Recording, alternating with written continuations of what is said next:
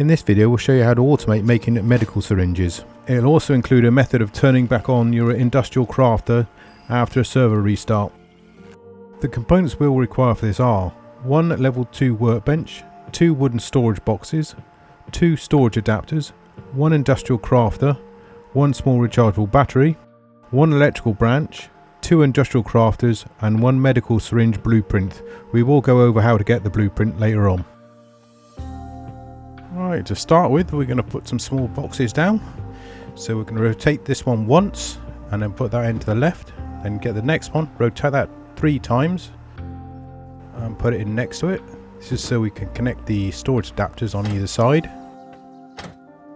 On top we're going to put the industrial crafter on 1 battery. This is optional if you haven't got a battery installed for it.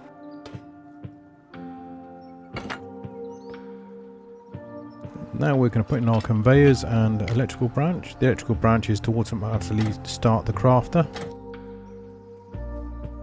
So should the server restart, it'll automatically turn itself back on. Right, so we set that to 1. Right, now we're going to wire up do the piping.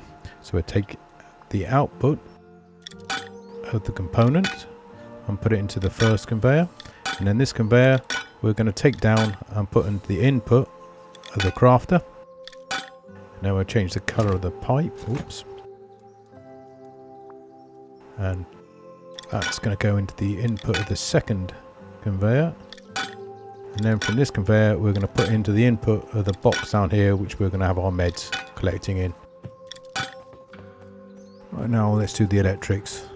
Now the whole circuit is going to need 4 power. That's regardless of whether you've got a small battery or not. So this is going to go across. We're going to connect it up to the battery. So that's the input on this battery. And then the output, we're going to change the colour to purple. I'm trying to make it rather tidy. That goes into the input on the first conveyor, and then from that conveyor we straight across to there, and then from here we go down to the branch. Now you need to make sure you do it on the right hand side of this, because making sure it's set to 1.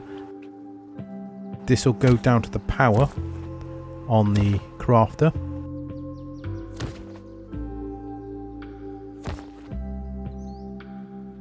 Into the input, and then on the left hand side of this, which we're going to turn to green, we are going to power on the crafter. So should the power be cut, we'll first power it from the right hand side, and then a split second later it will put power down the left hand side, turning the thing on. So we'll just replicate that by disconnecting this battery. You see it was turned off, and I was supposed to only click it once. It's a quick tap, but I've disconnected the whole cable, so we're just going to have to reconnect it.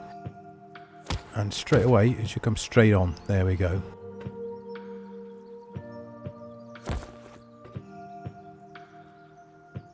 Right, now we're going to do the blueprint for your meds. So you put your med stick in, and the required scrap, which is 75, and as soon as that's done we're going to drag that over and put it into the crafter.